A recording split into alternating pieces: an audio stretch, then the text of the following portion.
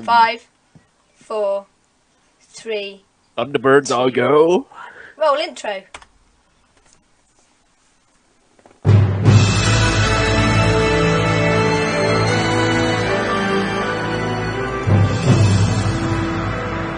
In a world of tyranny and persecution, a world where geeks are ridiculed for their fondness of blue hedgehogs, Italian plumbers, and night elves, there is a place where those that are persecuted can find solace and laws, where like-minded geeks can join forces and together grow stronger, as together they can wield unimaginary power, invade enemy lines, and loot bosses. Together, they are Epic Geeks.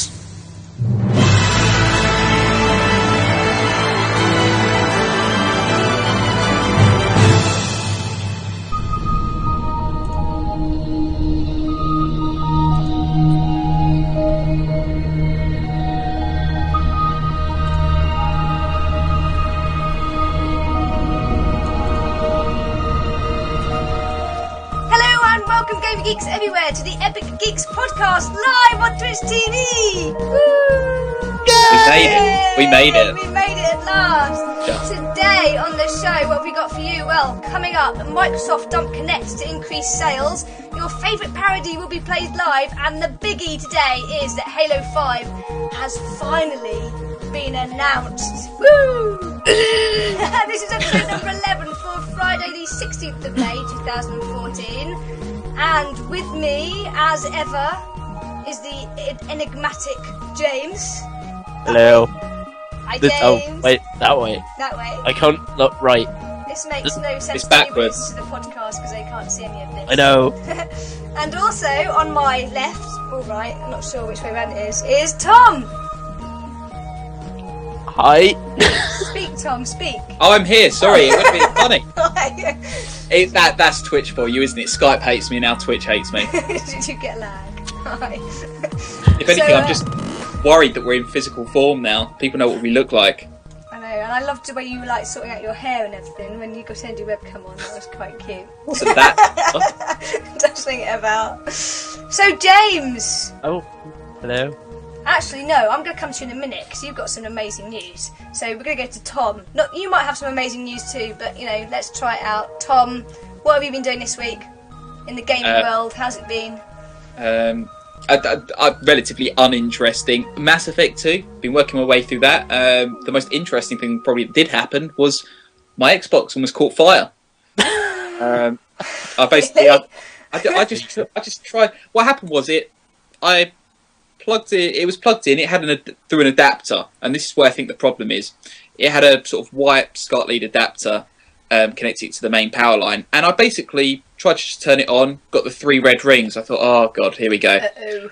So, anyways, I looked it up. It's to do with the power and the hardware around the sort of power system. So I just thought, okay, right. What I'll do is I'll just plug it into the mains, take the adapter out for a minute, and lo and behold, it opened, and the disc was there. GTA 5 was in. I thought, oh, that works. Let's just close the disc tray. And literally, something burst out the back of the Xbox. I don't know what it was. It was the equivalent of, say, the Xbox sneezed. Imagine the Xbox sneezing out the back. It just went... And I just thought, God, what have I done? I did what anyone else would do. I just plugged in Mass Effect 2 and went, screw it. And it's working. It's good so far. It hasn't red ringed or anything. But wow. I'll let you know. But other than that, it's Mass Effect 2, which I'm absolutely loving right now. I forgot, this game came out ages and ages ago, and I can't believe I didn't buy it sooner. But apart from that, trying to get a WoW Pally going, level 69. That's about it. Nothing as interesting as James. What spec are you going? I realised you could just do everything on tank spec. You kill everything. You just Avenger Shield everything. You just can't die. Avenger Shield everything. I've never queued for anything longer than 2 seconds. I swear, well, if you're going into dungeons, then yeah, you'd be straight in with a tank. That's it. Plus, we need one for the guild. So I thought... We do. Yes, we do need one for the guild. We should start raiding. That's what I want to start doing in Warlords. Have some people... A 5-man raid. But it's cross-realm. But anyways, I'll move on. But yeah, okay. We'll sort something out. Well, I'll go next because James has got exciting stuff. I haven't got. What have you been doing, Tim? I fixed my computer. Well, actually, I didn't. The engineer called Ashley from Dell did, and actually, I have to say, Dell have been amazing. They have been very, very good. This isn't like a Dell plug or anything, but for those of you who don't know, last week's show, episode 10, because it was like a bit of a milestone for us, was meant to be our live show, but it didn't happen because my brand new computer, it's like 3 months old, decided to die on me, and it was right before the... Tom, are you drinking lager? No, it's energy drink. I've got to wake up a little bit. I can't go on this. So yeah, my computer decided to die just before we were going to stream live. I was actually talking to James about 45 minutes before, and then left me. Just left, yeah. And it was just before the bank holiday weekend, so I couldn't get hold of anybody on the phone. So I tweeted Dell in America, in Texas, thinking, well, they won't be able to do anything over there. But they did. They talked me through everything, worked out what it was, then asked this engineer guy to come around and just bring in the install disk to sort it out. And the engineer kind of went, I'm not just going to leave a disk. I've had to drive all the way over to get it to you quickly. I'm not just going to leave it. I might as well install it for you. So he's spent the time to stay here and install it all, sort it all out, and then he found out that my graphics card had gone, and that's why my computer died. So he was like, I'm really glad that I did it for you, because you would have been really, really annoyed if you'd have just been left with a disc and then it didn't work anyway. So yeah, my computer's fixed, but I did lose everything on the hard drive. Everything? Yeah. So luckily a lot of stuff's on the cloud and on Gmail and stuff, so I've just kind of like reinstalled everything and then brought it back down. So that's kind of been my week, is just getting all my games installed again. The first thing, of course, being Battle.net and Steam. They were the important things. The important things, yeah. And so the only game I've really managed to play is a little bit of Diablo again, because I'm a bit like Tom with Diablo in that I've been very, very behind with everything, because I started playing it when it first came out, as in the original Diablo 3, and then went off and did other things, and then realised a new expansion was coming out, so I had to go back and try and finish it so I could play the new expansion. So I've kind of done that. Too long, did not read, Kim's bad at games. I'm bad at keeping up with games, although maybe slightly better than Tom is at keeping up with games. Yes. But I have finally killed Diablo, so I'm now moving on to Reaper of Souls. Oh wow, well done. I know. So that's cool. And I like the fact you can now change your levels of how hard you want to play, because I'm playing on the hardest possible, which is me as master. Mini rants I had though. You don't like it. I know you don't like it. 3. It's cool. No, it was like episode 8 or something, but it's fine. But anyway, moving on. James, you've had quite an amazing week. So It's been an awesome week! Just spill from the top. So, let's go back in time. Our little bronze dragonfly going on. Yeah, wow, reference. I got it. That's good, just checking. Right, so... It was too good a reference. Last Wednesday, the world went crazy because BlizzCon tickets got released. And everyone was like, "Ah, BlizzCon tickets!" And I was one of the nerds that went, "Ah, BlizzCon tickets!" And I didn't get one. Just saying. Need a soundboard. I had one, I had two, I was sat on the website, and I was about to pay for it, and the website crashed. Yeah. So... What happened, James? But then, the world sort of had mercy on me. And Saturday, we had BlizzCon tickets. And everyone went, "Ah, BlizzCon tickets again." And I went, "Ah, BlizzCon tickets." Voice breaking a bit there for some reason, but never mind. So I was determined, I'm getting these BlizzCon tickets. And the kind people, because I come from Game Breaker, I have a Game Breaker family. I had about 7 people from Game Breaker all queue up for these tickets for me. Aww. I had my mum sat on my bed. Your mum? With my mum. She came round and was like, "Oh no, you want these things?" Oh, I'm like, "Yes, I want these things." She came round, got her iPad, and was like, "I'll help you get BlizzCon tickets." That's really sweet. I got BlizzCon tickets, guys! And was it going... Was it you that got it, or was it your mum that got it, or was it someone at Game Breaker that got it? Well, Who got you the tickets? This is the bit of the debate. one of the guys over at Game Breaker, actually, well, there was about 5 guys over at Game Breaker that got the tickets, but I can't remember who it was now. Somebody got me the tickets. You have to and know. put me into the queue. I'll find Shout out. But I got tickets myself, and then my mum got tickets, so it was like the heavens were blessed. Is your mum going? She's not going, unfortunately. Oh. Oh. No, for shame, don't take parents to events. Don't know, depends how cool they So are. that was the first epic thing. I'm going to BlizzCon, LA. I am in you on November the 5th until November the 12th. I'll be going to the Game Breaker party, the Twitch party, and I can't talk about that one yet. Secret Oh. party. That'll come to fruition soon. But I you promise. know, we expect you, and I think Patrick might be going. Patrick, got a ticket, Patrick, didn't he? we've got Patrick from Kearns. our team. So we'll be watching the stream and doing stuff on the virtual ticket. I don't know what we're gonna do. We'll organise something, but we expect you and Patrick to do some live stuff for us. We're going to BlizzCon, guys. We're going to fucking BlizzCon. And it only took an army of internet. It only took an army of Yeah. people to actually do it. I mean, thankfully, all these guys had tickets anyway. But I'd like to know how many people got through when it was just them, and you know, as in the percentage, or whether it was better off just having loads of people trying to do it for you. to be honest, this year it was a very awkward system because in some cases it dropped you.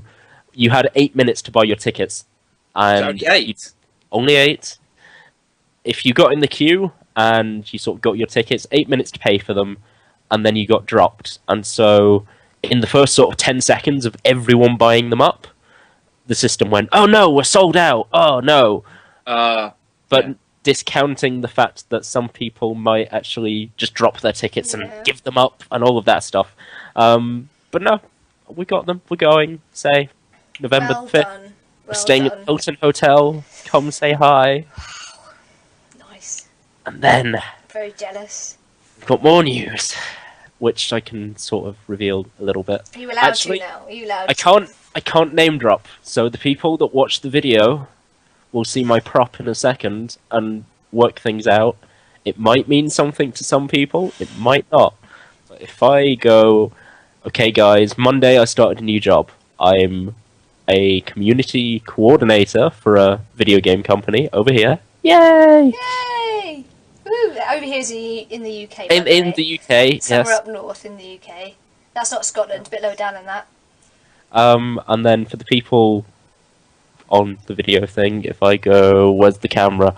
I show that, and I go, okay, so you can see the title, That's a really but you cool don't know the logo. full name of the company. I can't say the full name of the company. I know what it is. They work on console games and PC games. That's all I'm saying. Very, very exciting. Gotta watch the podcast to see that now. Watch the podcast. That, yeah, I know what I mean. English. Watch the streamy thing, which will hopefully be on YouTube and other places and Twitch. Yeah. But that's yeah. So I got a new job, which That's has been awesome. That's like a little secret for people just watching and not for the podcast people. Well, congrats, buddy. Thank you very much. It's honestly, the place is an awesome place to work already. I've been there a week. They You've been have given Skyping me me all week going, I'll get all these calls, I can do this is amazing, ah! That's basically what James has been like all week. It honestly has been. It's awesome. First week, huge task ahead of me, but it's been so much fun. Except for this cold, so if I'm coughing and spluttering halfway through Aw. this, blame my boss because he gave me it. Well, you know, it's like a welcome present, isn't it? Welcome to your new job. Well, I Here's think a the karma cold. is he broke his toe yesterday, so There you go. What goes around comes around. There's a room for management there, James. Yeah. Seize opportunities. We've only been there a few days, but you can go straight to the top. There you go. Exactly. I Game see, of Thrones so- style. oh yeah. Anyway, let's move on, shall we? To The actual gaming podcast, news. yeah. Yay! We're going to start off with gaming news. I have a little drop for you. It's time for gaming news with Epic Geeks. Okay, so this is gaming news, and there is some Dramatic tone. dramatic. What have we got this week? The first one, which was going to be a case to rage, but we're not doing case rage this week. This is Microsoft announces cheaper Xbox One without Kinect for £349.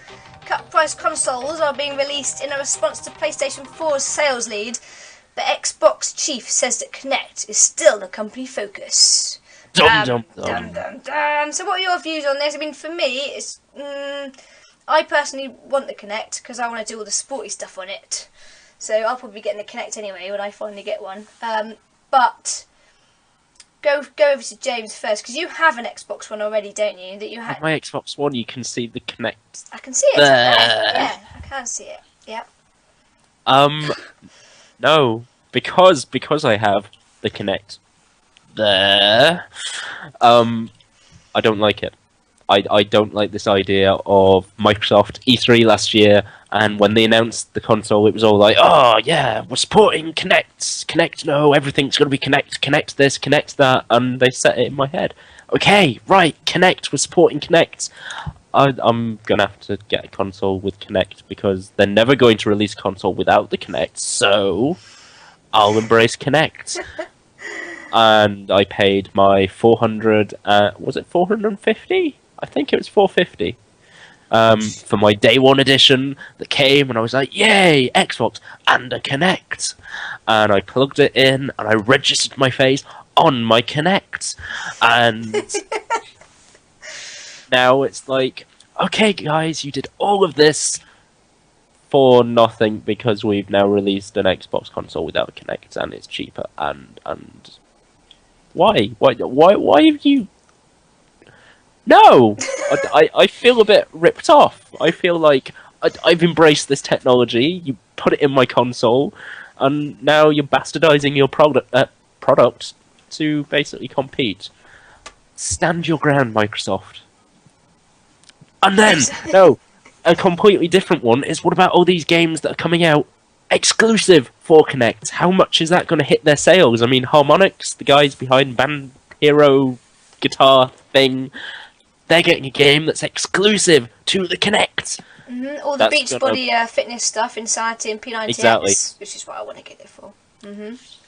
Yeah, so, no, not happy. Microsoft, bad, Microsoft, bad. I can see why they're doing it, though. I can see why someone like yourself, who've already gone and bought it with the Kinect, even though you might not have wanted the Kinect, is probably a bit annoyed because you've paid that thing there.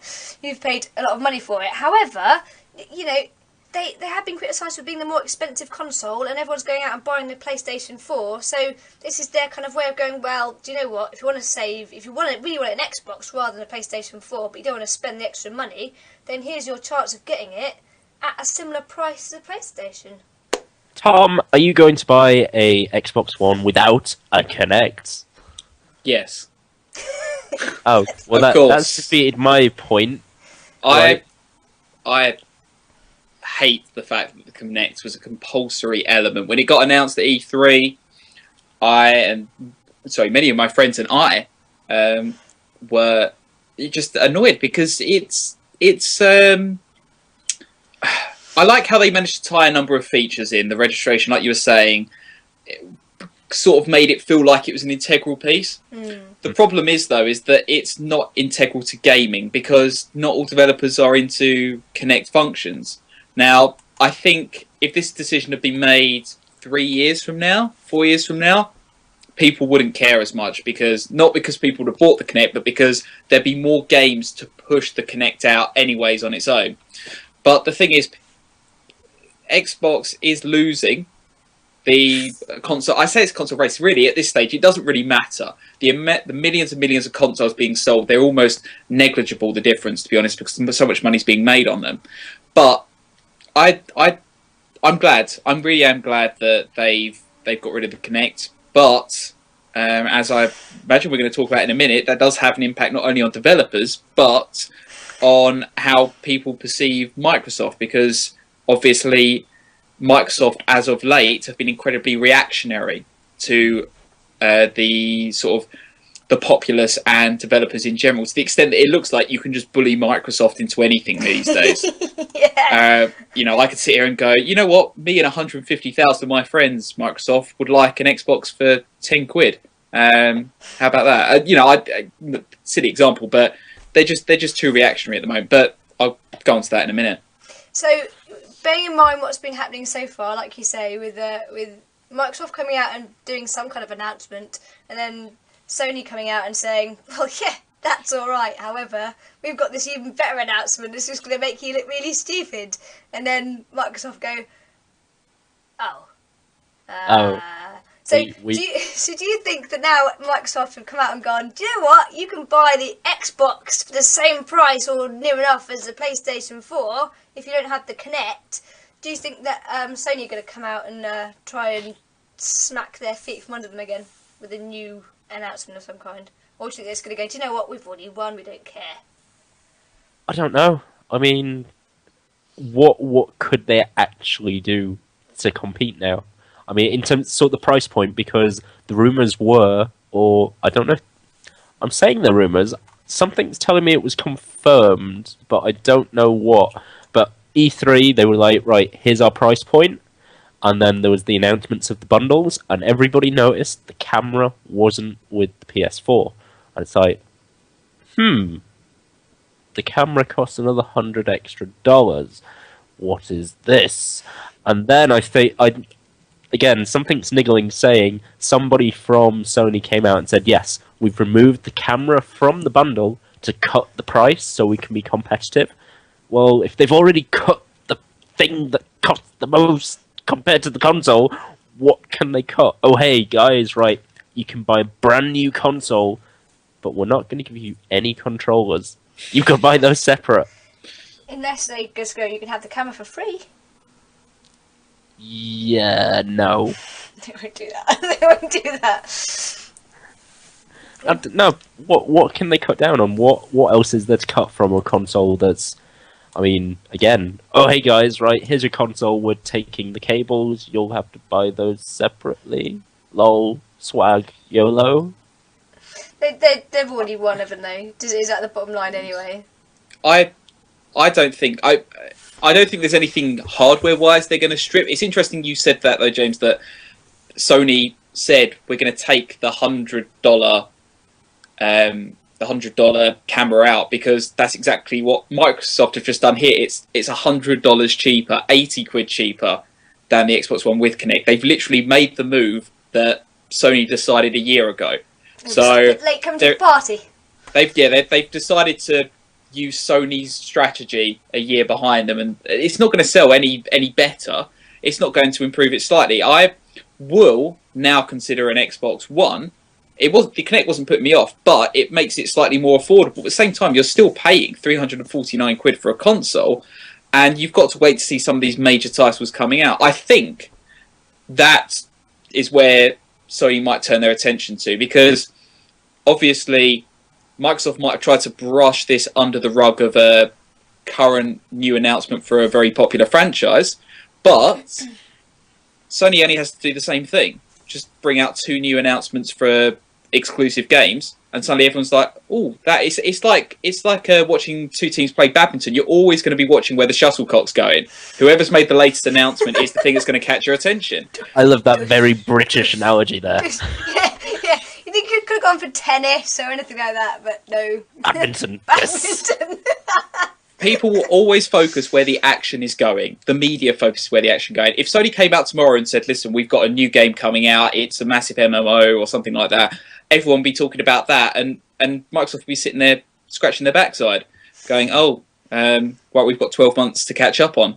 But, you know, I think it's obviously a move in the right direction, but obviously it impacts developers. But I don't know, Kim, do you think that the Kinect in general is just going to become a bit of a just outdated piece of tech? I mean, James has it on top of his computer. Is it just going to sit there like a paperweight? It's going to be like the Wii, isn't it?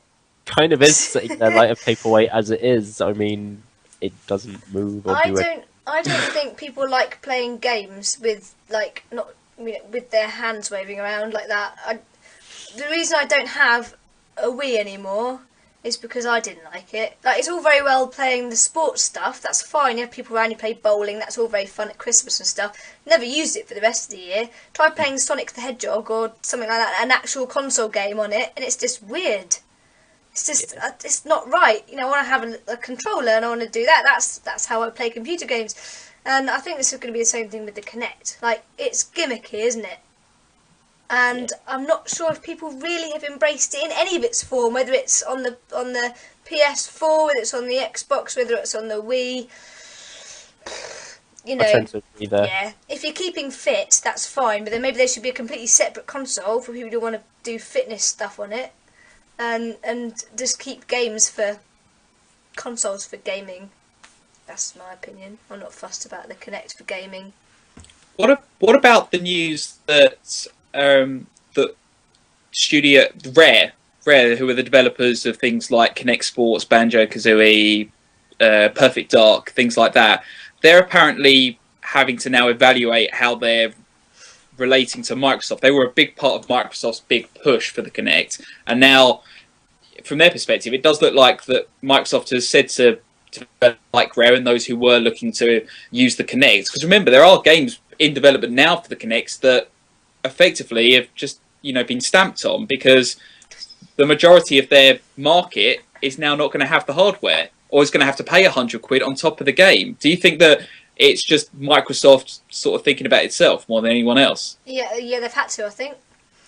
So, the PS4 sold 7 million units, and Microsoft haven't announced how many Xbox have sold since Christmas, which tells you something.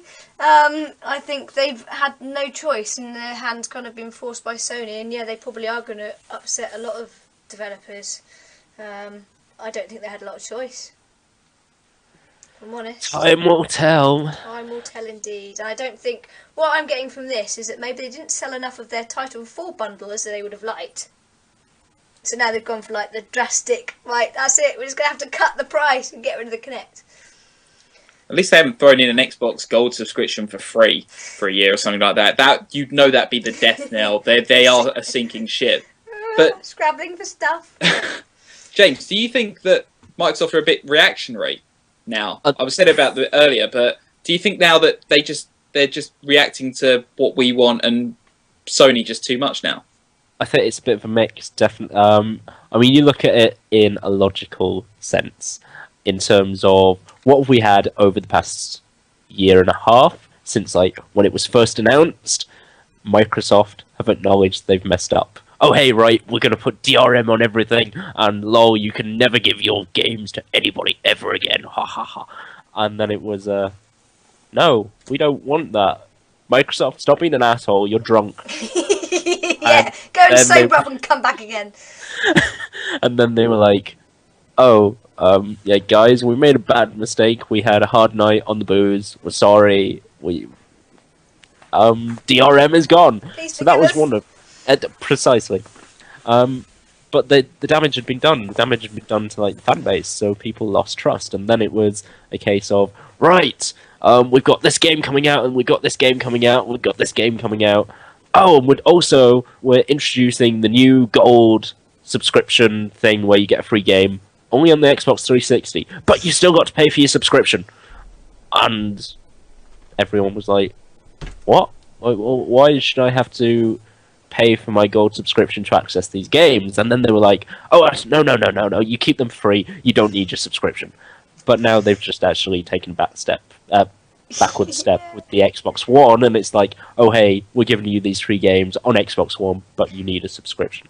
Anyway, they're reacting, as you say, they're completely reacting, and it's not a good thing. I think the way developers have been reacting, not from personal experience because I'm not a developer, but the things you read of how everybody's saying the Xbox One is one of the most difficult consoles at the moment to actually optimize for a game and get a working build of a game for, because of the architecture. And this was a big thing. Microsoft was like, oh, it'll be easy. You guys just do this, this, and this. Well, if the best developers in the business are struggling to get 1080p, this is another argument, 1080p on a next-generation console at 60 frames, that's an issue. And I think Microsoft has sort of stepped back a bit and gone, I think we screwed up this time, guys. This console isn't as good as we thought it was going to be because we made stupid decisions. So now, go on. I want to know who's making these marketing decisions. Who is this imbecile that is sitting in. It's almost like they've got 10 guys around a table, and there's one of them just going, "This is what we're going to do. I'm not listening to any of you." And the other 9 are going, "No, that's a stupid idea." Because I can't see how a panel of people would all come up with these really poor ideas that the minute they're announced, everyone can see they were a stupid idea. If we can all see they're stupid, then why can't the marketing guys see that they're stupid? See, I defend them a little bit. This is where I defend them a bit, because everybody cried and was like, "Oh, DRM! No, we don't want DRM on our games." But as a PC player, we've had DRM for years, and we've had no such issues. I mean, you look at Steam. Mm-hmm. Steam is DRM. You couldn't trade your games between people. You couldn't lend people your games. Exact same concept on the Xbox One. People are going to sort of scalp me and be like, "Oh, Well, no, it's different." You said it yourself, though, didn't you? You said it yourself at the last podcast that console gamers are a different breed of people. They're a completely different breed. I mean, like full-time console gamers, not the likes of us that dabble in it a bit, because we're mainly PC gamers, I think. But yeah, the full-on hardcore console gamers are different to the PC gamers. But, you know, Xbox One, you're digging your grave. But Even though I'm a Microsoft fanboy, just saying, but you're digging your grave. They're not doing very well at the moment. But Tom, you found an interesting article, didn't you, from in relation to Ubisoft, I think it was, reckoning that by Ubisoft. That's the one. Reckoning by 2015, the PS4, the Xbone will sell 30 million copies. Yeah, I've lost the article somewhere, but basically I can remember it. It was the claim that between we talk a lot about how it's Xbox versus PlayStation, and what happened was there has been Ubisoft have been planning. Oh, here it is. Sorry, I'm totally wrong end. Oh no, it's different, totally different thing. Ubisoft have basically planned that by fall 2015, so around the sort of October, November time, we may have a Warlords beta by then. The plan is to have 30 million consoles sold between the Xbox One and the PlayStation 4, which is a staggering number considering they're about a third of the way there. As the numbers stand, and the hints towards how many Xbox Ones have been sold, is that they've combined done just over 10 million between them. So they're planning to sell another 20 million in about a year and a half. And that's where Ubisoft are looking. And I just wondered whether, obviously, where these price drops are going to begin to happen, where Xbox is stripping out a lot of the unnecessary components. I don't know, obviously, as we said, we don't know how much Sony can do that or how much more Xbox and Microsoft can do that. But I was just wondering, do you think this is a realistic number, 30 million by 2015? And if so, what does that say? Because that has connotations for developers. If 30 million people are using new-gen console, old-gen console just can't exist anymore, surely. I mean, that's the sort of time I imagine where online support starts to disappear. But I don't know, what do you guys think? I think that the only way they're going to get to that many units is if they bring out some amazing titles, one of which we might be talking about in a minute, that are exclusive to those consoles, so people have to go and buy these consoles if they want to sell or play those games. I think if these titles are going to be available on the Xbox 360 and the PS3, then people might just stay with what they've already got. That's a lot of units to sell when they've only sold 7 million and possibly 3 or 4 million for the Xbox. And also, Kim, just to say as well, that the PC is also a competitor there. Yeah. If you start splitting up your franchises on PC, like Titanfall, you can't put it on the PC because that's half your fan base technically off on another console. You've got to sell more. So that bit. But I don't know what you think, James. Can they do it? Are you going to buy another 10 million Xbox Ones? When James makes that sound, you know it's not going to happen. No, this is me, head, face, palm. No. Why? No Microsoft. Why are you face palming? No Sony, no Right, let's go to the last generation of consoles, 360, PS3, Wii. How long did it take to decide who had won the console war? It took almost 7 years for people to turn around and be like, Xbox has definitively won the console war because they sold this amount of consoles. PS3, well, they've almost beaten Microsoft. It's always been neck and neck. And yes, gaming is becoming less taboo. It's in the household. Everybody likes it. Well, except maybe your grandmother. But different story. 10 million consoles in, what was it, less than a year? No. Logic dictates no, it's not going to happen. I don't see 30 million consoles being sold by next year because James. it took... Hello. Right, I'm going to stop you there for only one reason. Right? I'm going to show you something now. I'm going to take you back to just under a year ago, right? E3 2013. Yes? 13. Yes. There was an announcement of a game. I'm going to play that trailer that was announced. The podcast won't see this trailer. Sorry, podcast. You won't see this We're trailer. discriminating against you. because it's just sound. There's no words. But I'm going to play this trailer, and then we're going to discuss a particular announcement that might have come out or may not have come out today. Who knows? We're being very secretive here. And then we're going to discuss whether we think that this could be the thing that sells 20 million Xbox Ones. Oh, I know what's coming, and I'm Are you ready? Yeah. I'm as ready as I will ever be. Here it comes.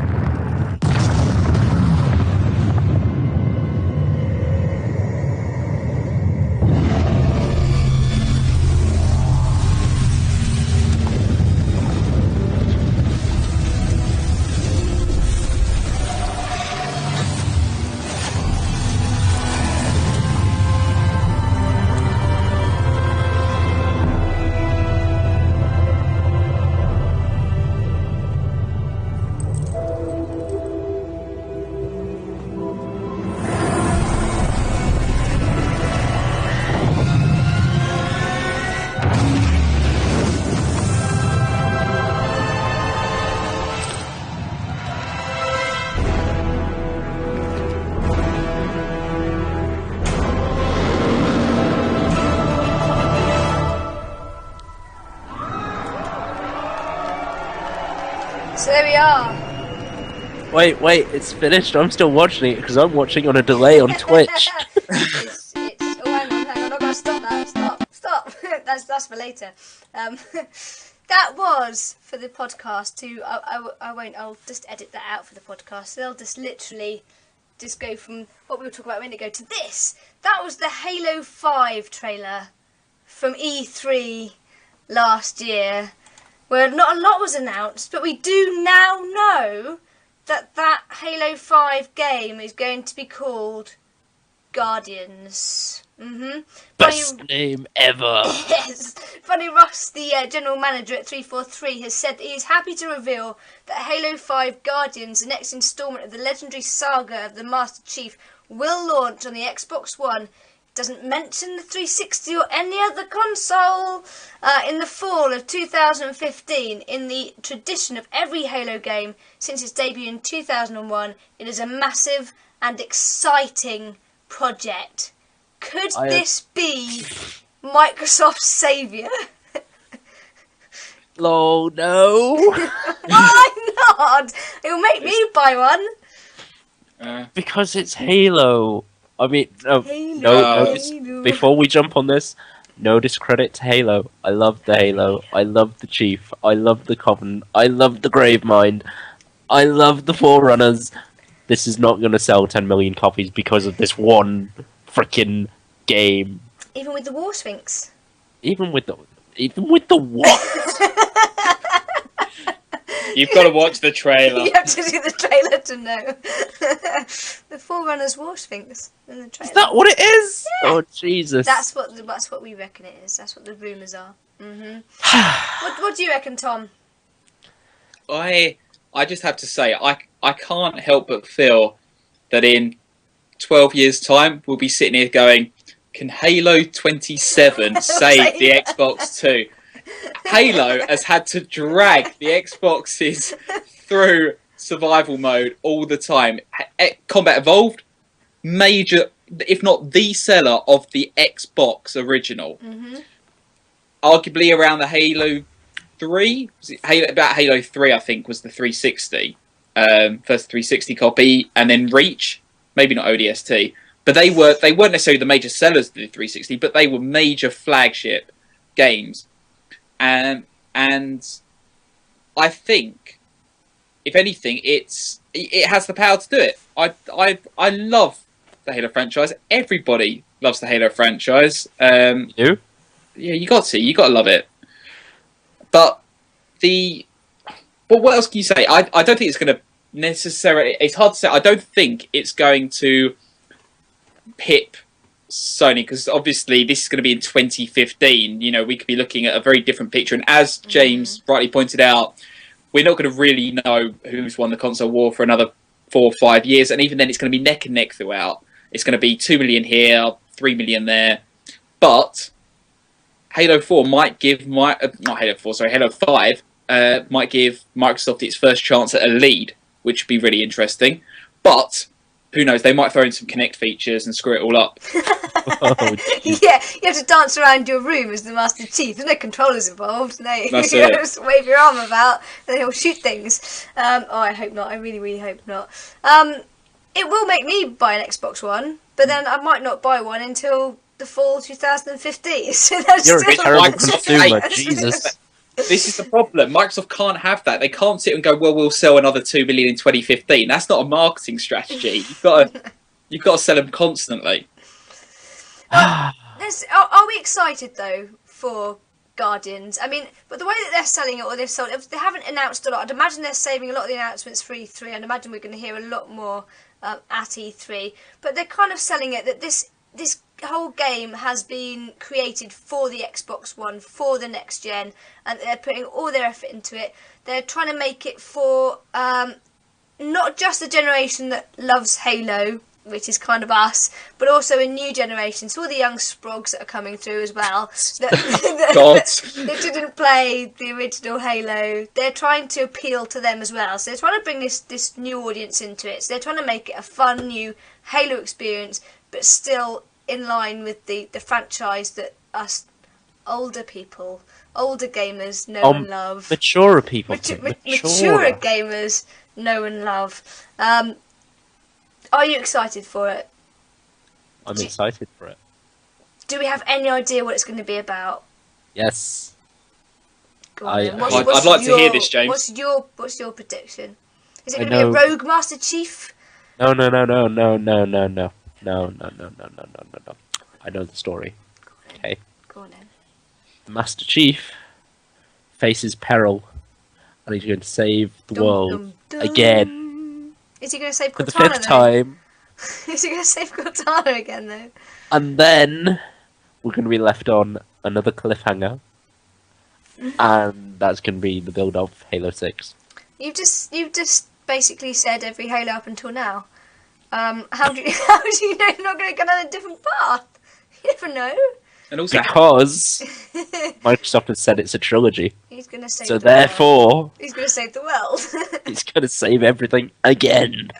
did you play Reach, James? Oh well, I think is depressing, and I think if you played the last level of Reach, you realise that. Well, no, that's Bungie. whoops, everyone dies. Spoiler. Yeah, and I thought I'd died as well. I was there with a cracked screen and like all these things shooting at me, and I was like, oh my god, that's it, I'm dead. Apparently I wasn't dead at all. They lied to me. Spartans never die. No, well, exactly. But that's not what they sold to me at the game. I was there. That was it. There was a little helmet left in the sand. What was I meant to think? Oh well.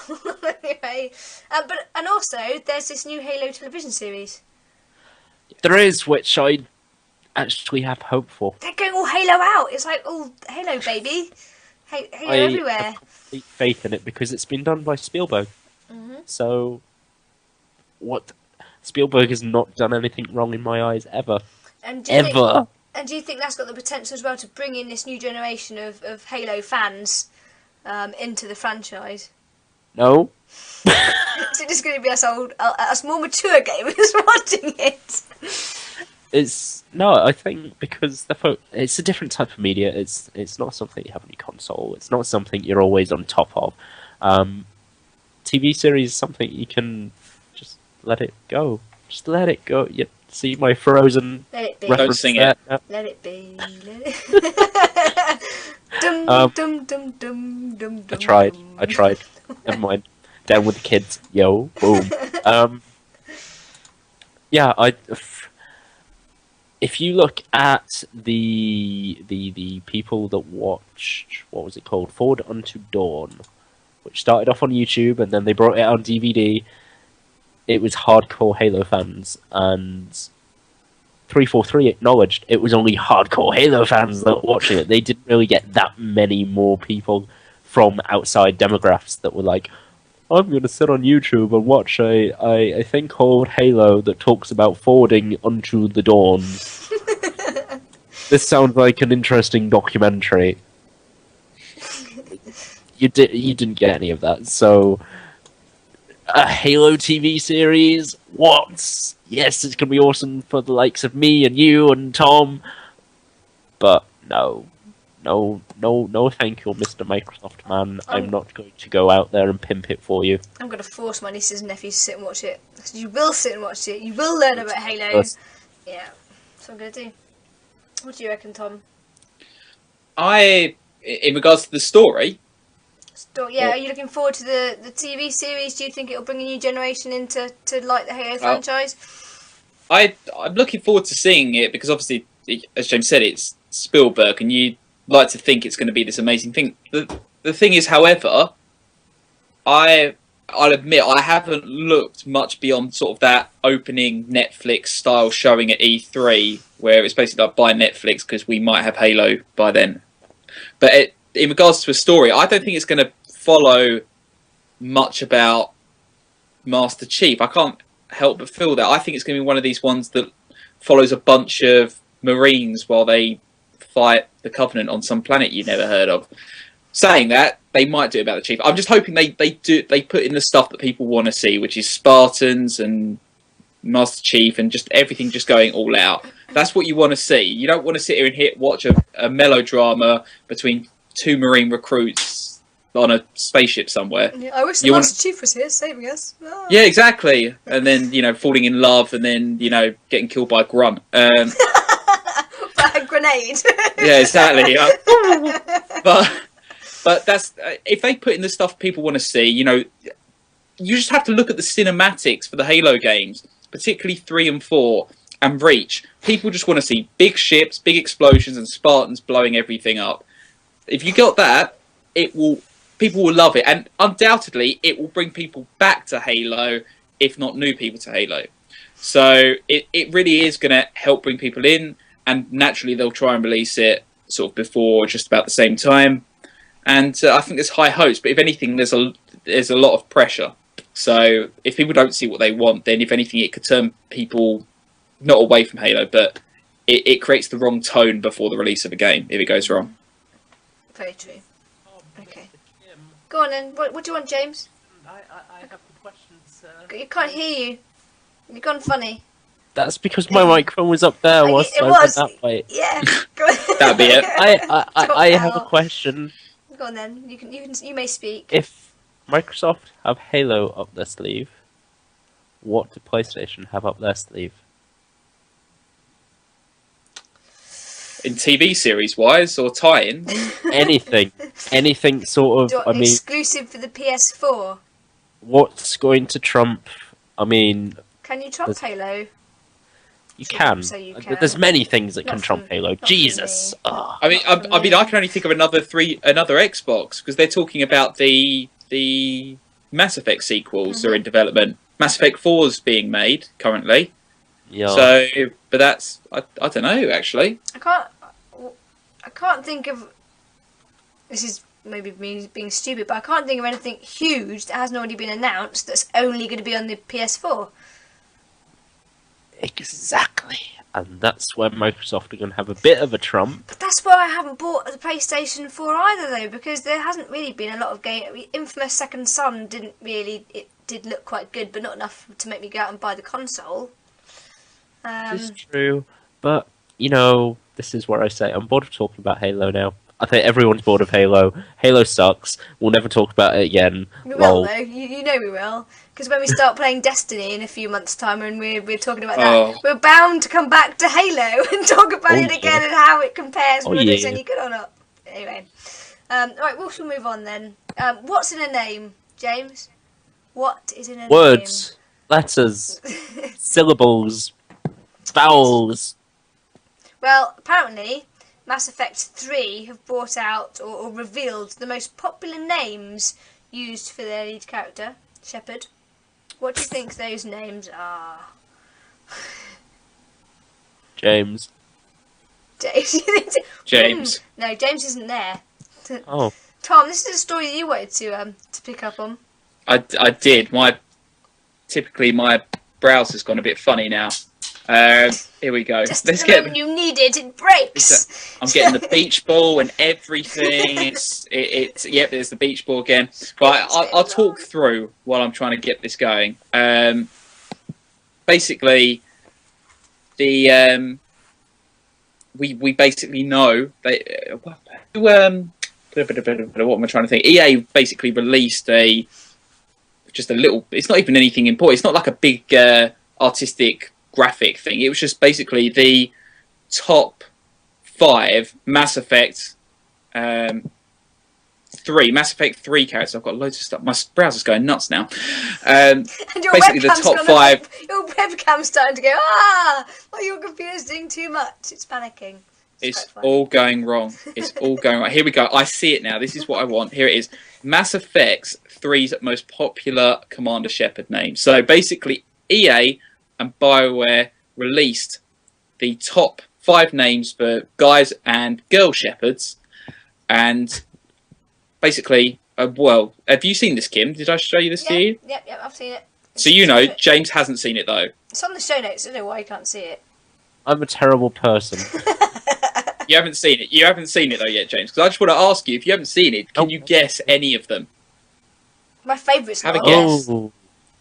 I want to say Bob, because Bob's a popular English name. Bob's not on there. Oh, that's a disappointment. Come on, BioWare. Bob Shepard. Come on, the world. Bob Shepard. I like German. Hello, I'm Bob Shepard. German Shepard. That's my favourite. German Shepherd. Oh, jeez. Yeah, German Shepherd. What? For those, they might not have them in America. It's a breed of dog, just in case you're worried. Of course they have German Shepherds. Everyone has German Shepherds. Call them Alsatians. Oh. No. Damn it, America. What are you doing? I want to say Alex. Alex has got to be one, surely. I know lots of Alexes. And Alex is 2 of them. Yes. Alex is the 5th most popular for girls and the 4th most popular for guys. Players. This is the guy shepherds, not the players themselves. It wasn't like a survey of the most popular names of people playing Mass Effect 3. Exactly. These are the shepherds themselves. But yeah, Alex made both. It's the only name that's on both. Sorry. Obviously. One more. I'll try one more, and I'm going to say Michael because I'm looking at someone on Twitter called Michael. Nope. No, you did do it. Michael is the 5th most popular for the guy shepherds. Yeah, you got 4th and 5th. Well done. I'm amazing. That's You're my psychic. life I story think rolled into one. Well I done, think you've James. listed a note somewhere. Well done. Well, anyways, I'll read off the others. The top 5 names for girl shepherds were Sarah, going down from 1 to 5, was Sarah, Kate, Alice, Jessica, which is really strange because it's the one I named my shepherd, and Alex. So there's your 5 girls, and for guys it was Jack, James, Chris, Alex, and Michael. And, sorry, just to throw some more stuff in there, in Germany, the top names, this is guys and girls respectively, the top names were Chris and Sarah. In Italy, it was Alex and Sarah. Sarah's popular. In Russia, it is. In Russia, it was Alex and Kate. I don't know why it's Alex and Kate necessarily, because like, wouldn't they be like, you know, you'd think they'd be more Russian-sounding names, but Vladimir. anywho, Vladimir Shepherd. In French, it was David and Sarah. Spanish is Alex and Alice. It sounds like I'm naming couples on a reality show. In Spain, it was Alex and Alice, and then in Polish, it was Adam and Kate. These are languages, obviously. I know Polish isn't a country. There's lots of Kates and Sarahs. Polish is not a country. I know Polish is not a country. Before we go, it's Poland, not Polish. Good. The languages. Oh, that's a very quirky, it's a very quirky piece of information. A bit of a random thing for them to release as well. Really, I was like, what? Why would you spend the time looking at that? It's really odd. I suppose. I know it's tied into Mass Effect 4 being halfway through development, but I guess why not? Why not? You can name your own characters, I suppose. Why not? Why not look at what's most Yes. popular? Well, the last thing on our news segment, which is not related at all to that at all, so I can't segue into it. But they've got this new racer MMO called The Crew, which is meant to be World of Warcraft, the World of Warcraft of driving games. I'm a bit confused because I don't know if you remember.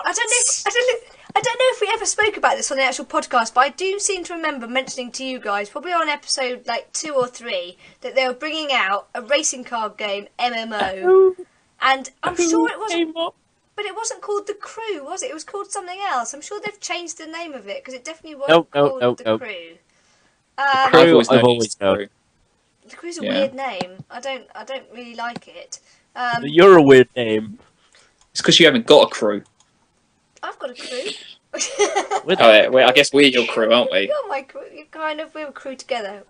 And well, this game, it's going to come out on the Xbox One, the PS, the PlayStation 4, and the PC. It's a racing game, which is basically going to fight against or come against Blizzard's genre-defining MMO. They reckon it's going to be the World of Warcraft of driving games. Can a driving game make it in the MMO market? I want to I want to go to the person that came up with this analogy of it is the World of Warcraft of driving and punch them in the face because that's the most stupid analogy I've ever comparison. No. It doesn't compare very I'm going to easily, so does disagree with you in a second. In a second, James, I'll blow you out the water. Depends what they put in it, though, doesn't it? Mm-hmm. Go on. Say your reasonings, then. What are your reasonings for saying that? Well, when it was shown at E3, I mean, it was E3. It was the Ubisoft or EA conference, if I remember right. It was like at the very end, and it's basically that one. Then you go through different cities. Am I thinking of the right one? I know there was 2. There was one where you basically drive all over America. Literally, they have taken the entire map of America and put it in the game, so you can go anywhere. But you form.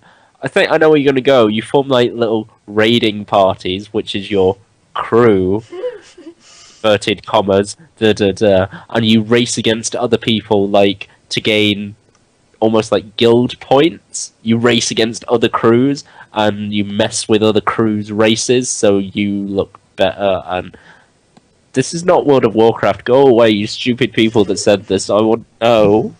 They didn't say it was going to be World of Warcraft. They said it was going to be the World of Warcraft of racing games.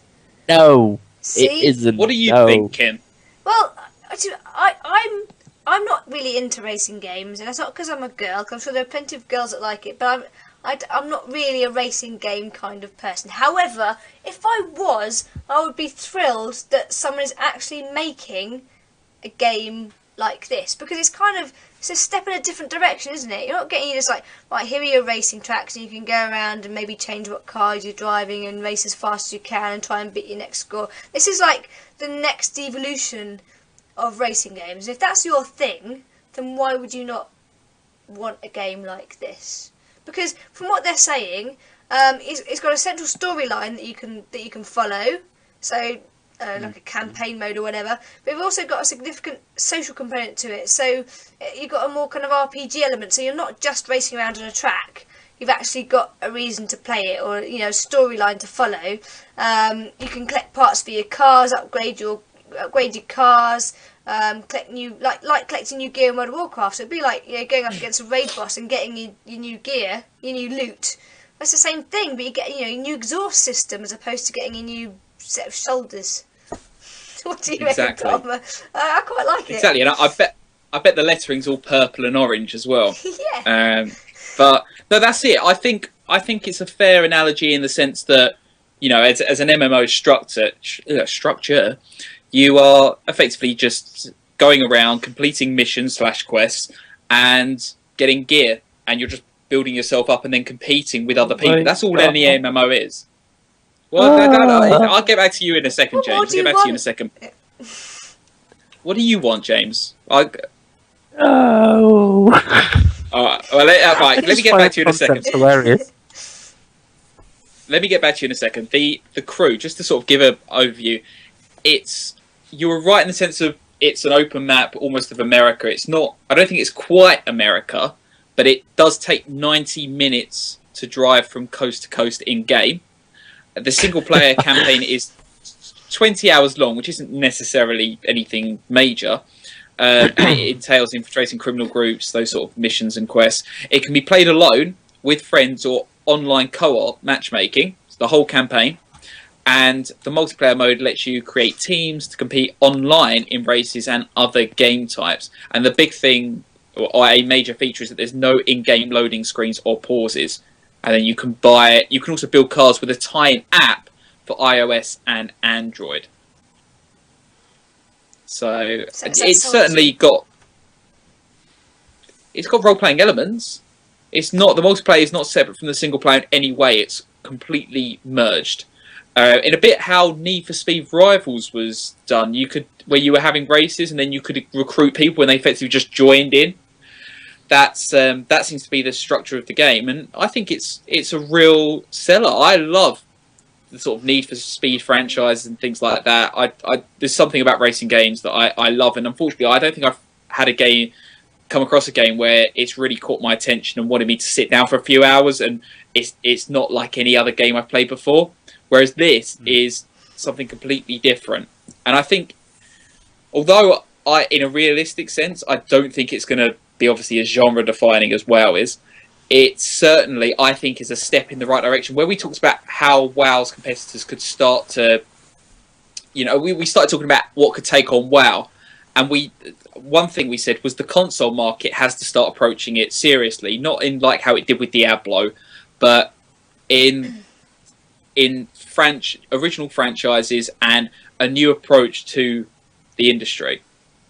So with that in mind, I think this is certainly a step in the right direction for consoles approaching the MMO market. Definitely a right step. I'm not sure if enough people will like racing games though, for it to be like huge.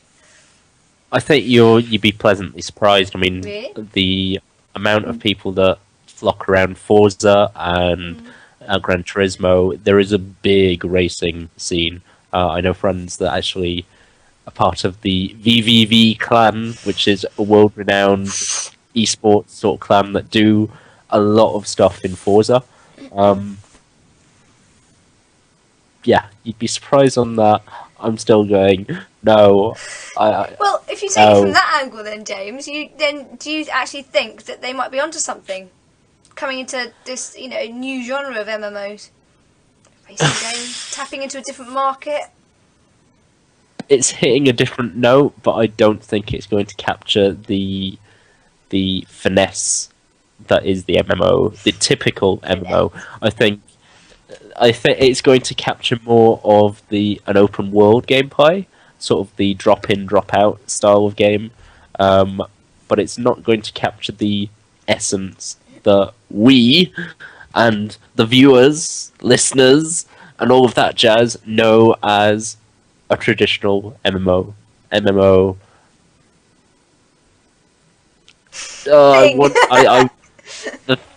whole thing. From what I know of MMO and from what I've played, it's always been traditionally captivated in that fantasy environment or a bit of sci-fi. In the racing worlds, no, it feels a bit weird. My brain says it works, and it's like real life, and I could drag race my next door neighbour if I wanted to, and that would be like. See? You don't have to break the law. You can do it on a but my brain is sat here going, no, it'll logically work. Yes. I might have. I've read down because I found this article on GameSpot, and literally the article was just about how it was the WoW. It was describing itself as the WoW of driving games. There was no other sort of content to it. And one of the forum posters, a gentleman by the name of Cypher, he has said, basically what I imagine you are trying to communicate here. I'll just read it very quickly. He says, I always like to see games that want to be the WoW of something. It's really nice to see Ubisoft aiming for a goal they will never reach.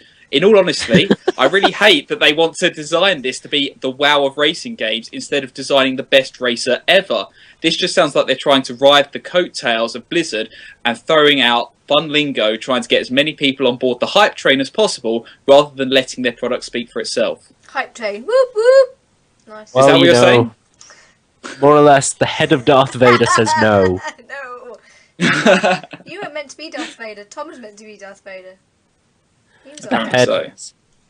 Okay. Well, I think we'll leave that one there then. We're going to go on to our next segment. Here's our little drop. Epic Geeks. Want to hear a good parody? So, for episode 10, which was meant to be the live one, which wasn't the live one because my computer died, we let our listeners vote for their favourite music parody that we have played so far. We played a little played a little clip in the last episode so that people could have another listen. We had a playlist up on YouTube so people could go and have a look and decide. And the listeners have decided, and we kind of already know, I think, from last time, because in the last episode we all said we had a favourite, and that favourite is the one that's been picked. That is the Wrecking Ball. As per the competition. It wasn't rigged in any way. It wasn't rigged at all. It was actually genuine. It has worked out like this. The winner was the Wrecking Ball parody, which is a Minecraft parody. Let the freaking creepers, as I like to call it, because that's what gets stuck in my head. Then the freaking creepers claim. It's from Caveman Films. You can find them on YouTube under Caveman Films, or they're on the internet. For their web address is cavemanfilms.net. And here it is. Here is your favourite parody that we've played so far.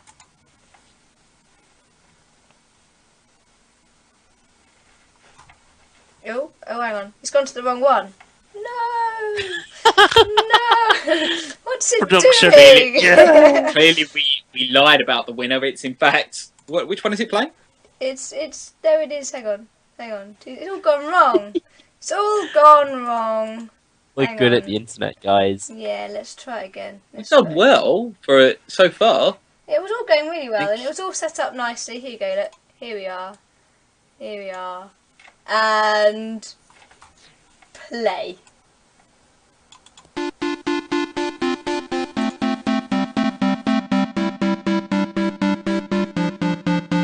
I craft, I mine, I took my time to build a castle with a view. 2 moons, 12 bones, don't want to gloat, but there's so much that I could do. Enchanting diamond swords, my brain down beneath the floor.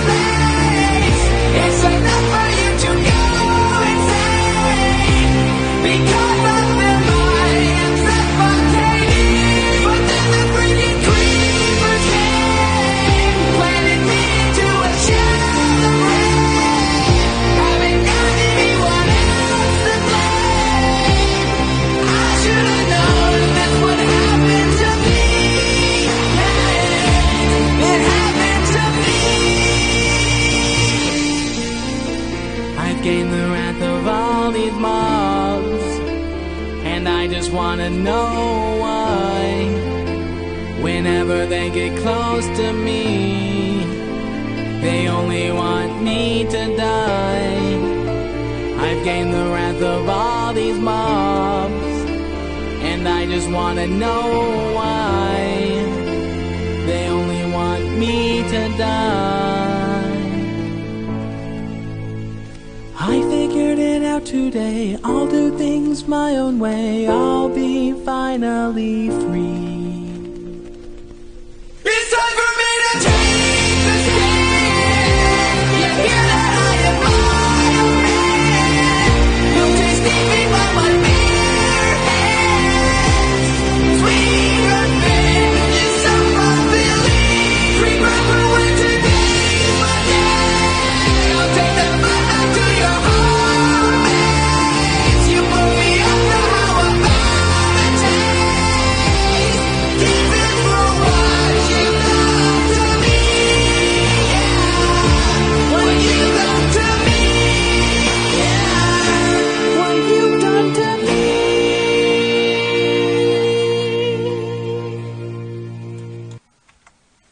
So, there it was. Wrecking Mob. Our favourite. Totally deserves to win. Yes, our listeners' favourite parody. Not the others were brilliant too, but that was just our favourite. So, big congratulations for K-Band Films.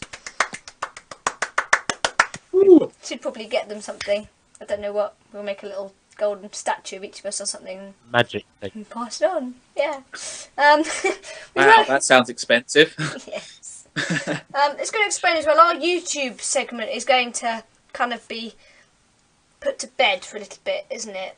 Because it's been very, very difficult to try and find new and up and coming YouTubers that haven't already got a lot of followers, because there's no easy way to search for them other than just randomly finding them along the way. So we're going to be having a new segment which is going to be all about Kickstarter projects instead. Which We are? yes, we haven't got time to do it today. my god, because we guys! don't get too much. But I'm actually quite excited about this new segment. So what we're going to be doing is looking at Kickstarter projects that we think show a little bit of promise and help to promote them. Hope we can get backing, and then hopefully we'll kind of follow them through their journey, a bit like the NES Club in a way. Hopefully get them on to have some interviews and things like that, and kind of follow their progress. So if anybody's got anything, any listeners out there know of any Kickstarter projects that have started or about to start, that you think that we should sort of take a look at for this new segment, then let us know, and we'll go and take a look. But moving on for now, we're going to go on to game announcements and trailers, because there have been a couple this week, other than Halo 5 Guardians, which we've already mentioned. There's also Far Cry 4 and Assassin's Creed Unity have been announced. Are we excited for these then? Definitely, 100%. 100%. More than first. Sure. Which one are you not sure of? Both of them or just the one? Oh, I should find that because that was a bit weird. Which one? Far Cry. Far Cry you're not sure about? Yes. And I will tell you why. I know, shocked. I'm shocked. World over. This better be good. So, the Far Cry series, originally, if I'm not mistaken, Far Cry 1 and 2 was done by Crytek. Am I right? I think I was right. I think so, yeah. I won't say I'm right. And they were great.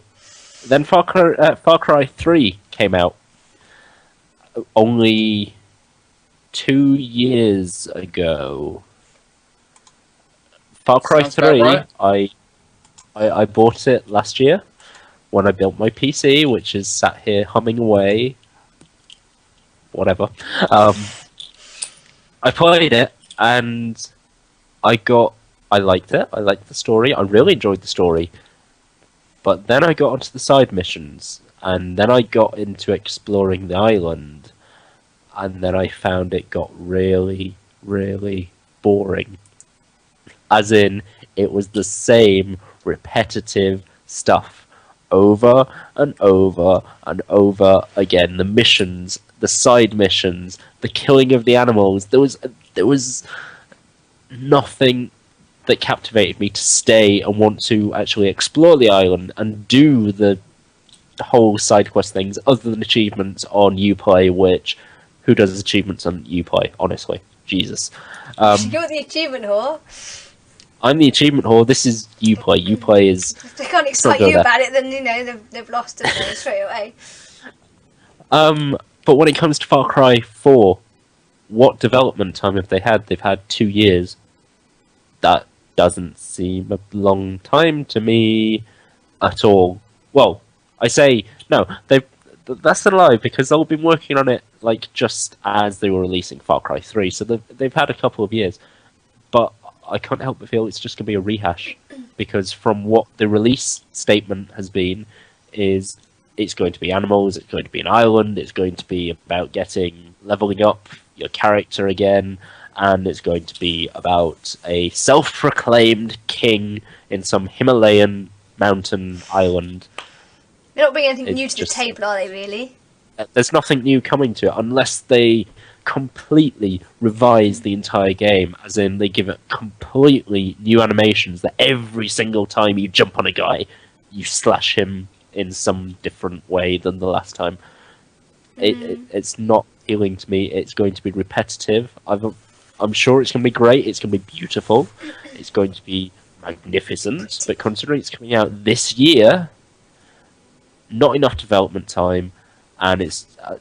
I'm not crapping all over the devs. The devs work very hard on these things, but it's going to be rehashed. I've got this feeling it's just going to feel rehashed, and it's going to be the same repetitive game. Do you think it's one of those games and Ubisoft just said, right, we're just going to have to get them out as quickly as possible to make the most of its popularity, and they're not actually worried too much about making it a huge franchise, but just one of those games that they can keep just pushing out to bring in some revenue, but without making it one of their main franchises, their main big titles?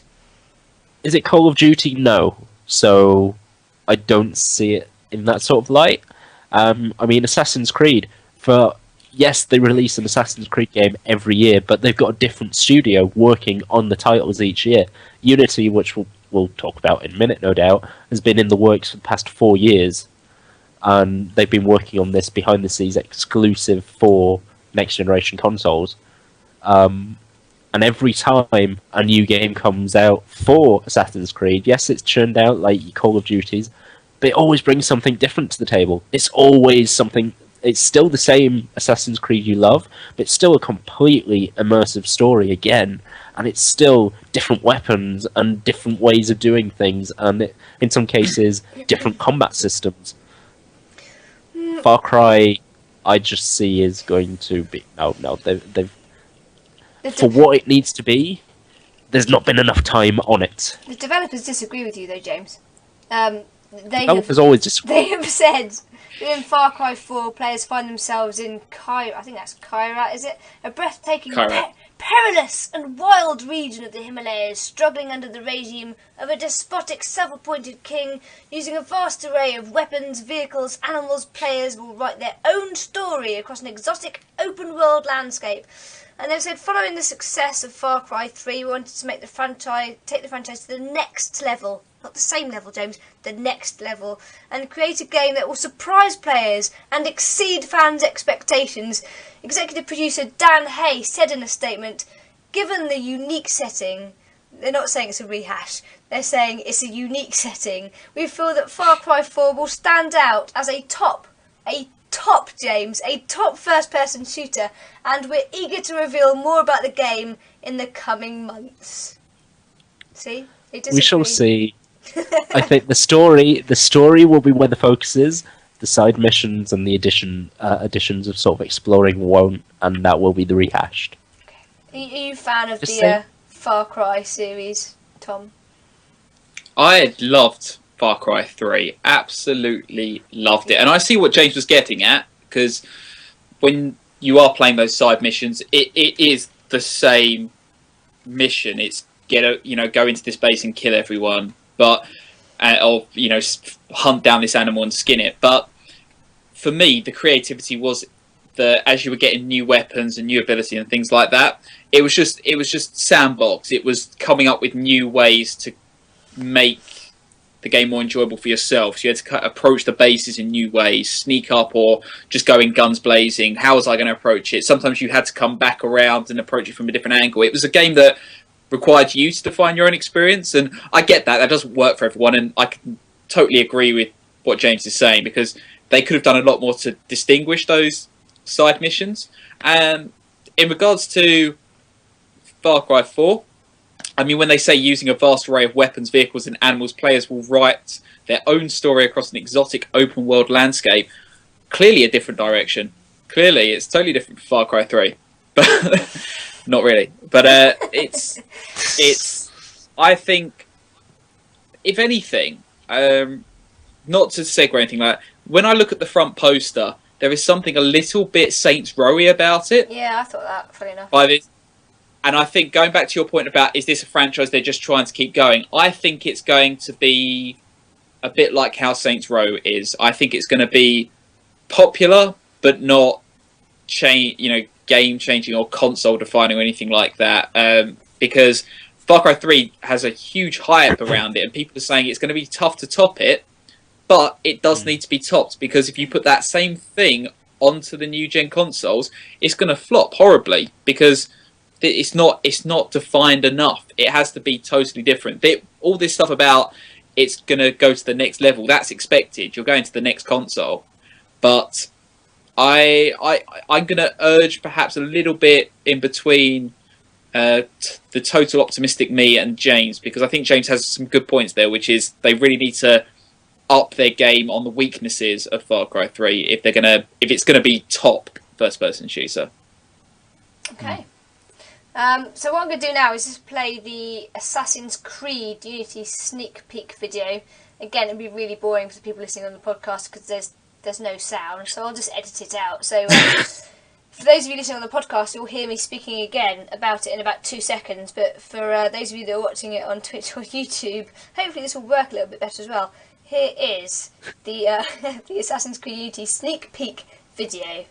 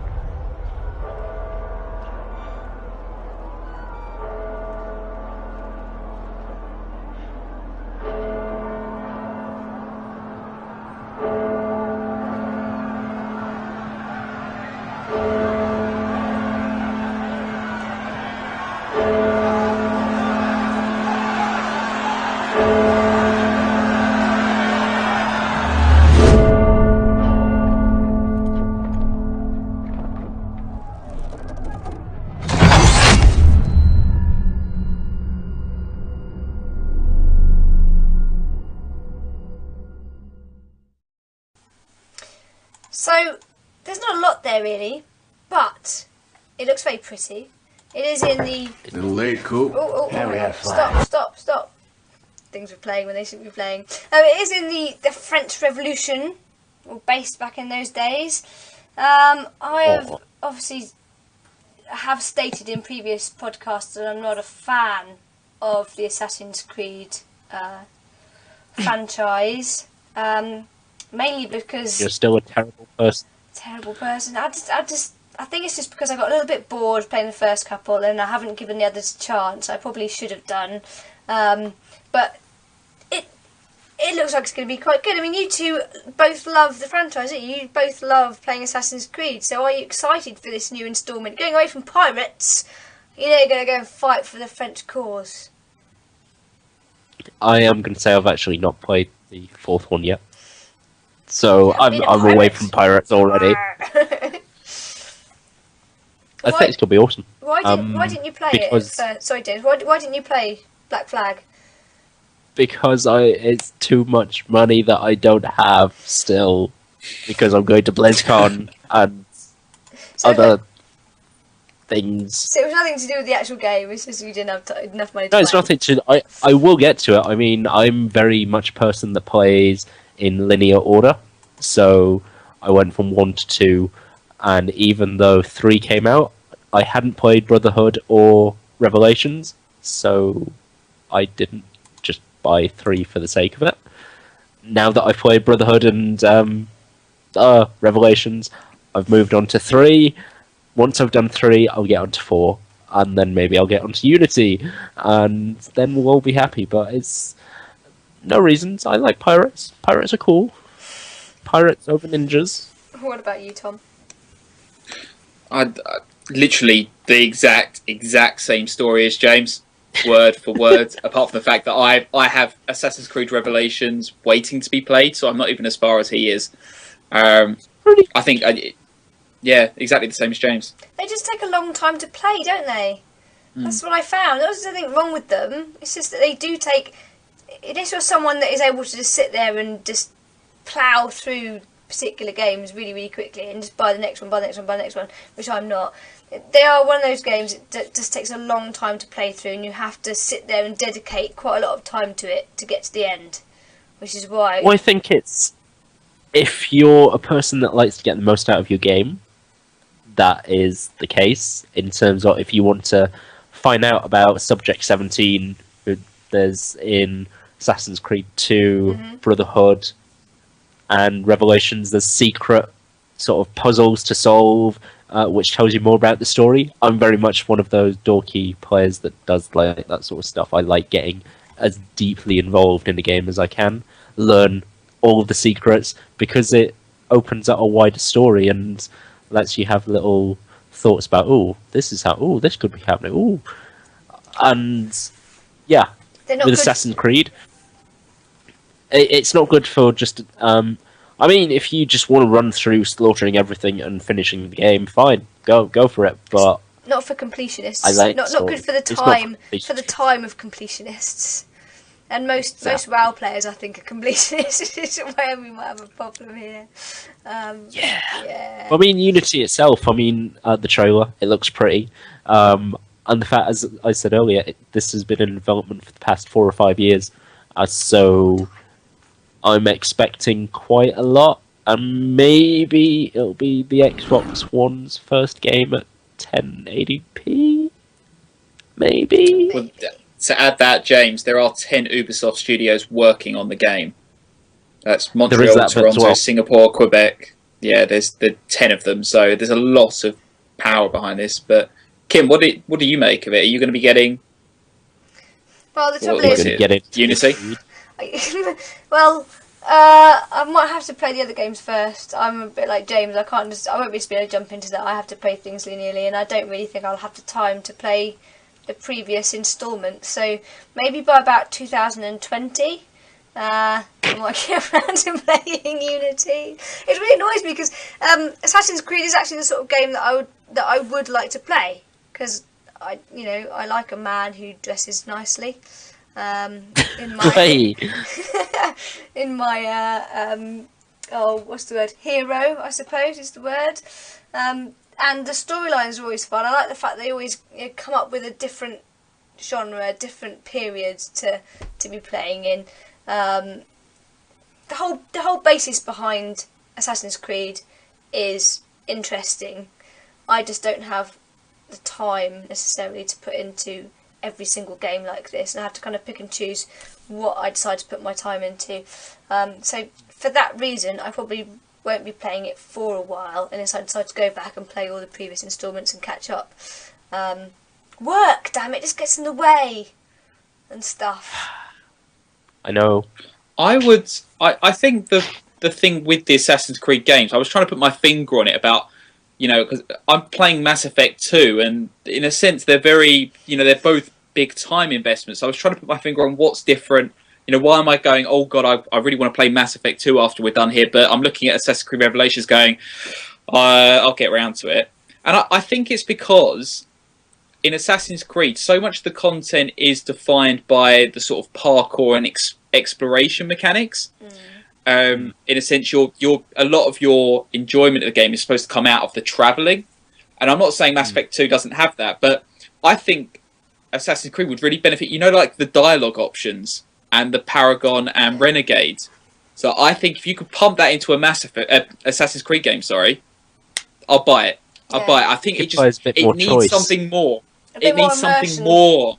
Immersion, exactly, more immersion. Storyline, yeah, getting you wanting to go back and play it, because it's that sort of game you do have to go back and play. Exactly, and for story reasons as well, it makes total sense. You're an assassin, who kills people constantly, who basically has the fate of the world on the line. You should have a Paragon and Renegade style decision tool, because not everything is going to be right and wrong, or black and white and all that sort of thing. I think that those sort of mechanics, it's lacking, and it needs to start, really turning to some of its competitors. That'd be great. You need a cough button, James. I'm joking on myself. Don't joke. Okay, so there were sort of the announcements that ended up coming up. So actually, it's quite a lot this week. We've had Halo 5 Guardians, Far Cry 4 and Assassin's Creed Unity, and I think that at E3 we are going to hear a lot more about those games and others coming out. So once we get through E3, we'll be able to probably discuss them a bit more. We'll know a little more detail about those. 4 weeks. Sorry? 4 weeks? Oh, 4 weeks until E3. 4 weeks. Exciting. We have to come up with some kind of way of discussing E3, how we're going to cover it. There are some also E3... Oh, sorry, go on. No, you say. Go. I was going to say there are some E3 briefings happening at the beginning of June. Is that what we're aiming? Sorry, is it about the 9th of June? Is that when E3 is? happens. Oh, sorry. That's it. I thought it was something before. That is it. Never mind. That is it. So, other games coming out though as well for the end of the month. There's can't even say it. Wolfenstein: The New Order coming out in a few weeks. Either of you going to get that? No. Why not? So another. The first one was terrible. Well, no, I say the first one. The first one was ages ago. The first one defined shooters. The first one that came out last generation was terrible. So you're not holding out much hope then for... Well, it's also the fact they release or announce a special edition that's like $160, but you don't actually get the game with it. That was... I'm sure I read that. I haven't heard that, but that just sounds weird. That everyone was a bit like, what? But no, there's basically, going off its predecessor, it looks awful. No, it doesn't look awful. The memories make it awful. You don't have good memories. Traumatizing. I don't have very good memories of the last one. And then this one, I mean, yeah, there's a couple of new elements, but from the guys that I've been watching interviews with IGN, and they played it at, I think it was GDC, they played it, and they basically said, yeah, it's a really good, when you get in there and get really immersed into it, you're just shooting Nazis and, yeah, Nazi, oh, but that's it, it's an okay shooter. It's not like, oh my god, this game is groundbreaking, what have you done? It's okay.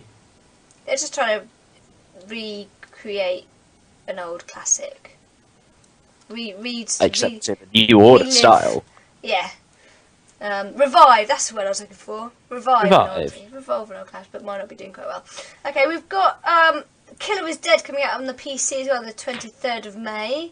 And Tropica 5 on the PC, also coming out on the 23rd of May. In a World on the Android on the 25th of May, which looks a bit weird. And you've got Watch Dogs coming out on everything. God. Watch Dogs? I'm going to be all over it. It's like, oh, this is a good one. We found something that James is excited about. Yay! I'm going to be all over it because on the PC, it is the most ridiculous specs you have ever seen for a PC game of this generation. Like, your PC coat. On my PC will more than cope, which made me happy. In my last job, I was talking with my colleague about it. He's like, yeah, the people that moan are the people that can't play it. I'm like, yep, and I'm not moaning. It is... To get it on the recommended settings, I think they want a quad-core minimum 4770K, So I don't know the AMD equivalent, Jeez. but basically last year's i7 processor, top end i7 processor. I'll be alright with my little Dell down there. I don't think Tom's laptop will cope. His little Mac. It struggles with Skype, so I don't think it's got a chance. The recommended Might have to graphics card in the GTX line is the 560. I don't know AMD because I'm not an AMD person. I'm sorry, guys. But yeah, the 560. So that's 2-year-old graphics card. But then if you want to do everything on Ultra, the Ultra recommendations is the GTX 780. So last year's top-end graphics card, like just below the Titan. Titan sell for £900. My 780 cost me £500. The specs are, I think it's 12 gigabytes of RAM, 25 gigabytes free space on your hard drive, a 4770K Intel processor, so a quad core, and that's about it that makes any logical sense. That's about it. So, that's about it. That's so about basically, it. if you want to play Remortgage your Watch Dogs house. on PC, remortgage your house because you're looking at a PC that's probably about, I want to say, $2,000, £1,600. Ouch. Yeah. Well, we have a trailer that we can play you. So we're going to do that, and then we're going to come to the end of the podcast. But here is a trailer to finish off on. Tom, I'm guessing you're not going to be getting it unless you're going to get it on the on You'll top. like- Sounds Xbox good. One. I might have. My laptop might not even play the trailer, so I think we should just get this out while we can. But no, I not just simply to play, devil's advocate. I'm a bit skeptical about Watch Dogs. I in a way I think it's too good to be true, and there's a skeptical part of my brain that says there's something they're not telling us. It's not as good as what they're making out, what they made out at E3 and all the consequent trailers. But I really hope I'm wrong. I really hope I'm wrong. And by the sounds of it, if their specs are, as crazy as what James has said, then it must be as good as what it makes out to be. So, unfortunately, I won't be playing it, but I will watch a couple of Let's Plays and pretend I'm playing. Let's hope they haven't. My only worry is a bit like you, Tom. I'm concerned that they might have put all the effort into the graphics and making it a proper high-end game and not putting enough into the storyline, which happens sometimes. But hopefully, if it's got everything, if it's got the storyline, the immersion, and the graphics and everything else to go with it, then they might be onto a winner. So here is the trailer. The trailer. It's a bit of French for you. Peggy 18.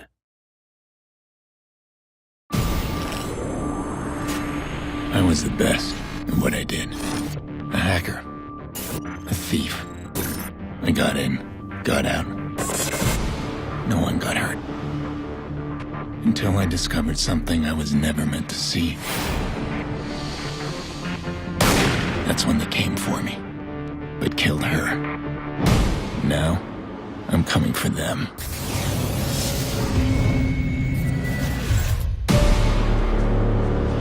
Someone ordered a hit on me.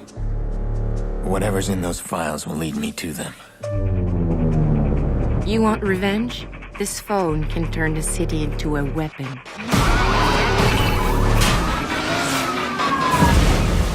Your men are expendable, Mr. Rack. My empire is not. Don't forget who runs this city. Trillions of bots of information at your fingertips. You want to tell me what's going on? Corporate espionage. Crooked cops. Big explosions, honey. I heard stories, man. They're like nothing you've ever seen before.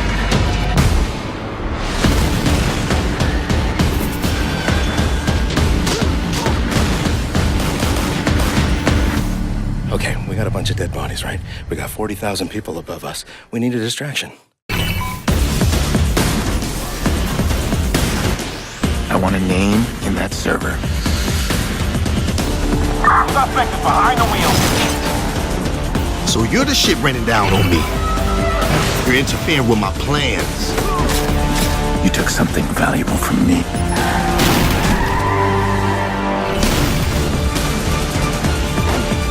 Where are they?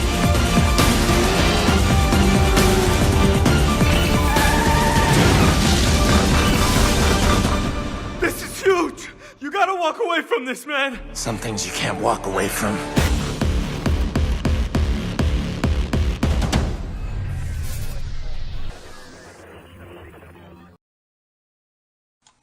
Woo! That actually looks amazing. The power of Siri. It does look very, very, very, very good from the trailer. I'm kind of thinking that maybe me and James, maybe not Tom, because his laptop will die, should get this and then talk about it on the next podcast. Let's get it, Kim. Let's get it. We'll do it like a let's play or something. We'll Your do something. your computers are going to blow up. They're going to blow up, and it'll be me and my laptop doing the show. Gonna test my new graphics card that Ashley installed for me and see how it goes. And blow this one up, and then we won't have another show for 4 weeks. Yeah, they won't come out and fix it because it's your own fault because you bought that game that explodes computers. So we have to finish there because we've gone on for ages. It's far longer than our normal podcast, actually. So it's going to take up some people's time, but hopefully they've enjoyed it. It's been our first Twitch, so we've been a little bit excited, and yeah, this is the way to go forward, people. I think we did all right, actually, technically. Like, there's a few little On hiccups. a technical manner. It was okay, wasn't it, for the first go? I think. Tom, you didn't disconnect. Oh my god. I know. We haven't finished yet. We shouldn't say too much, but normally there was some kind of Skype let's get disconnection to the end. and stuff. So let's get to the end quickly before it all goes wrong. So we finally made it. So that's it for the Epic Geeks podcast, episode number 11, which has been live on Twitch TV. Thank you very much for watching, listening. Do it whatever you want to do. Anybody got any shout outs this week? I haven't. No. I'm just going to give a shout. I've been following a Twitch channel. It's a young lady by the Twitch name of Serenia, sorry. Check her out on Twitch. She does a lot of Let's Plays, 3 or 4 a week or something like that. And she's been incredibly entertaining to watch, playing Diablo. And she was playing The Walking Dead as well. And so if you're looking for something to watch on Twitch, check out her channel. And she's also on Twitter as well, Syriniel. That's Syrrinea, I think. I'm trying to remember off my head. You're probably going to follow someone else now, but you'll recognise Just someone else. If her avatar is a picture of is a hand drawing of someone riding a unicorn, you're in the right place. Excellent. I think. Look out for the unicorn then. You can follow us on Twitter as well. I am at Draycass. You can find James At Jutai, Juhtai. and Tom. At TC McIlroy, MCILROY. It's actually quite nice being able to kind of like look at you both at the same time as I'm still around. It's quite fun. And you can find our official Epic Geeks Twitter, which is epic_geeks. You can find our website, www.epicgeeks.co.uk, and you can email us at epicgeekspodcast@gmail.com. Send in your thoughts, your suggestions, your emails. We'd love to hear from you, and we will give a shout out on the show if you send something in. So that's it. We have been Soul. Sorry. Your soul. Soul. Yeah, oh yeah, send your soul in. We want your soul. We have been the Epic Geeks, and goodbye from Twitch TV. Oh, that way. Yay. Ciao. Do a high five. Which way is it? Because I can't see you, Kim. Is it that way? The first way. That way. I can't do it. Yes, done. That'll do. I have no idea. I'm blind at this stage. Bye for now. Here's our ending.